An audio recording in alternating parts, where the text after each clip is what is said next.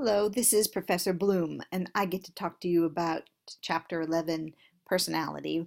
One of my favorite topics, actually, besides developmental psychology, is to talk about personality.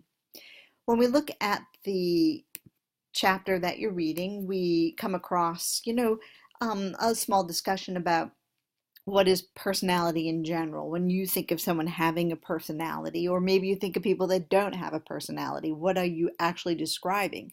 Are you describing their behaviors? Are you describing what they say? Are you describing what they look like?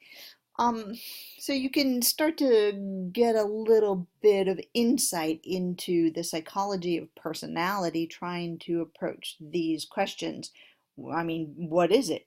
So here in front of you, you see a phrenology chart, and as you probably know from your reading, that phrenology was a type of kind of running hands over your head to find certain bumps or different shapes of people's heads, predicting what their personalities were like. And actually, some of phrenology was done to kind of tell people what they should be doing for work. Um, I know that in U.S. history, there was a run across the United States of great fervor with people going to see phrenologists and getting this type of reading done. But as we move into the psychology of personality, we're going to have to deal with a well-developed and thought-out psychological definition. And we can read this. I mean, the personality refers to the long-standing traits and patterns that propel individuals consistently think, feel, and behave in specific ways. I think the key is here that there's consistency, sort of shaping somebody each time you see them, giving you an idea of what personality is, and that they're more or less the same way each time that you see them. And it has ideas about enduring long-term characteristics and how these individuals deal with the people and the environment around them. It goes on to talk about the origin of the word personality from persona, and this idea of wearing a mask, which gives us more depth into the idea of personality. Is what we are offering the outside world our true personality, or is there something beneath it that's our true personality? We'll think about this when we go over the chapter. Certainly the big kind of name in personality psychology has to be looking at the work of Sigmund Freud. The three parts of the personality called the id, ego, and superego. The id being kind of the driving force filled with libido, the quest for feeling well, even if it meant aggression had to happen. The superego, right, is always taught kind of on either side of the ego. The superego being the voice of reason, God, teacher, mother, father, law, and the ego kind of in between, dealing with these hidden, propelling forces of the id and the voices of guilt, morality, and the correct direction that one should take in life. So I have this little quip here about Altama. But when you're driving down Altama Road, and you stop at a red light, you stop at the next red light. At the next red light, you don't want to stop anymore. And you get sort of this urge to push through the yellow when you should have stopped, let's say. So I always use that as the sort of the dynamic of understanding the relationship between id, ego, and superego.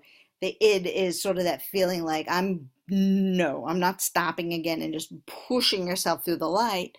The superego is that, that flooding of guilt. Oh, I could have hurt somebody. I could have got a ticket. And the ego is the one that does what in the mirror? Yeah, the ego is the one that looks in the rear view mirror to think, oh no, what have I done? And you always, you're looking actually for the physical manifestation of the superego, which is a police car. When you're driving down Altama, you'll feel the three of those parts of your personality in a conversation. As you can see from the iceberg chart, most of what our personality is not known to us. some of the ego and the superego, but this id is unknown to us. Our real wants and desires, while they might be universal across the human species, are also individually tailored due to forces Freud thought from growing up and being in different environments. So we each have somewhat of a different drive. Freud's theory is broken into psychosexual stages of development. I'm sure you've heard of them before: oral, anal, phallic, latency, and genital. As we age, the libidinous zone will move, here it's called the erogenous zone, will move from the mouth to anus to the genitals, to sort of a quieting of all libidinous desire in latency that permits you to go to school and think for a while, maybe, and then to genital focus and eroticism. So, in some ways to think about this, to free yourself from feeling that it couldn't be true or this sounds, outdated, is to really think about the necessity of kind of this onion growing of a personality from one's mouth to take in nutrients, but also learning personality-wise to take in the goodness and richness of another human being into ourselves. And anality, while that sounds distasteful and a bit strange, anality is your first taste of having power to withhold fecal matter and not give it to somebody. That's a great revelation to a toddler. They learn to say no, they become stubborn. But you need that layer of your personality, the one that understands how to hold on and to let go. So each of Freud's stages is adding on to growing into a mature personality structure. Here we have Carl Jung and Karen Horney. So both of these theorists were after Freud. Maybe you've heard of the relationship that Carl Jung and Freud had. It was very deeply intellectual. They were great friends. And then there was a breaking off of Carl Jung and Sigmund Freud. There's a book that details all of their letters if you're interested. But, part of Freud's problem was trying to keep people in his circle, to keep his theory that he was working on in a very isolated bubble, sort of a pure Freudian theory, but these are all very highly intelligent men and women. So Carl Jung went off and developed his own theory, the idea of the collective unconscious, the idea of archetypes, the idea of almost that our DNA is fully packed with parts of our personality, and that they would be expressed through art and music, even through war, even through, the idea of films and the imagery in films that keep reappearing, all expressing some deeper human unconscious and psyche. Karen Horney was a feminist version of Freudian theory. She didn't like the idea that perhaps that women had penis envy. And then instead she turned it around and said that it was more symbolic. It wasn't about the body. It was about power, about the ability to, be strident and strong, that's what women wanted. And she developed a theory to help us think about Freudian theory in a new light. Beyond Freud, we can go through some of the theories, but I'm highlighting one of them here. So some of these names that you hear about in other chapters within the course, specifically Albert Bandura and Skinner, they also had theories of personality. Here we have this idea of Albert Bandura disagreeing with Skinner's strict behaviorism about how personality is developed. Skinner, of course, would have said that you're positively reinforced for some, let's say, behaviors and punished for others where you would diminish them. So if you're a very strong-willed personality, that could be shaped one way or another. Bandura was more interested in social cognitive theory as he was describing it, that people were much more prone to think about their actions and to replicate actions of other people if they were reinforced by a certain cultural movement, a certain group, a certain time in history, and that we had more of a kind of self-efficacy in the development of our personality.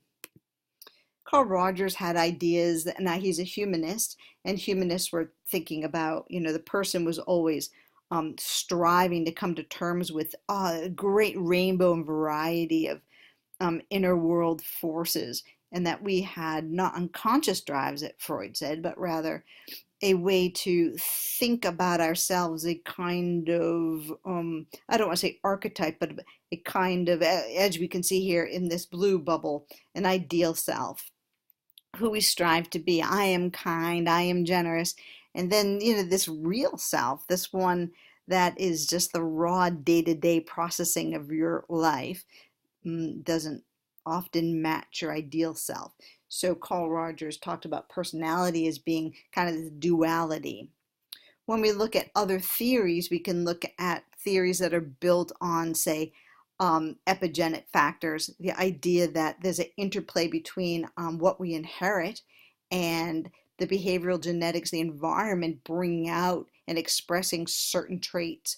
What's incredible is in the Minnesota twin study, and you can read about this in your book, so many of the twins, ones that had been separated at birth and adopted to different families, had remarkable similar personality traits, truly getting everybody to think that a lot of personality was genetically handed down to us.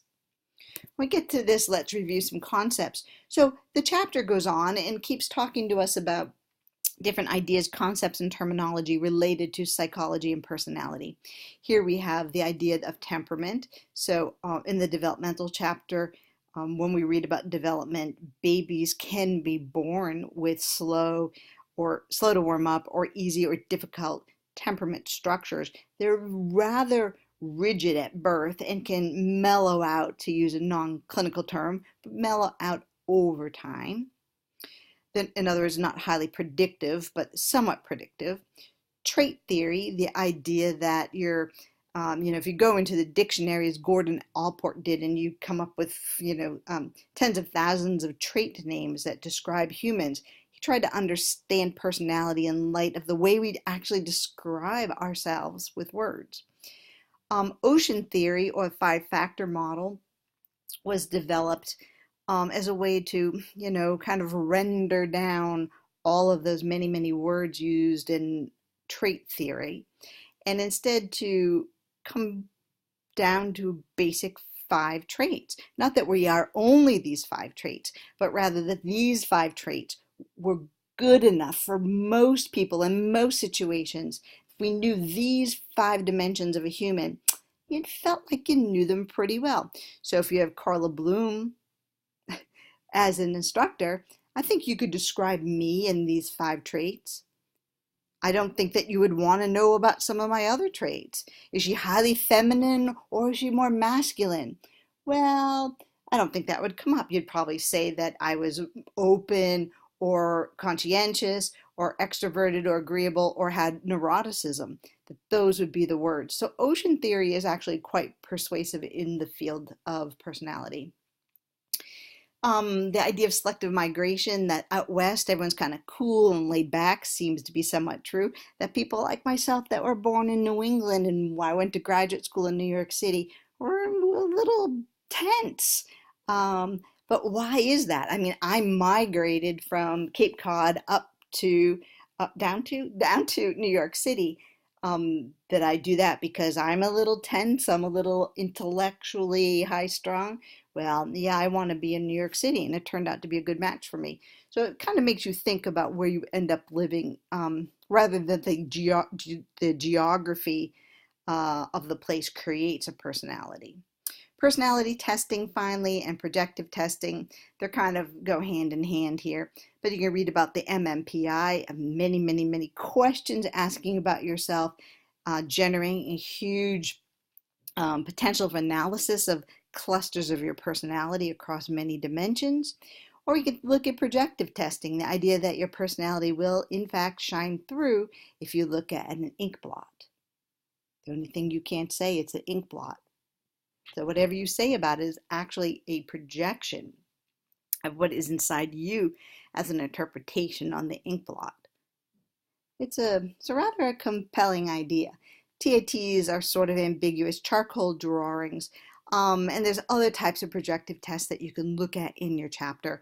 And as you study all of these, keep looking at them, write definitions, really try to get a sense that these different blocks here, temperament, trait theory, ocean, are in fact separate ideas. And here we will end on a t-shirt, a quote by Carl Jung. I'm not exactly sure why I chose this. Maybe this is a bit of a projection of my own personality. It says, in my experience, I have found that the solutions to all of life's most intractable problems are not found through any form of intellect or cleverness. They are solved simply by moving on. So I'll let you ponder that. Thank you for being here. I hope you enjoyed this PowerPoint overview of your chapter on personality. Thank you so much.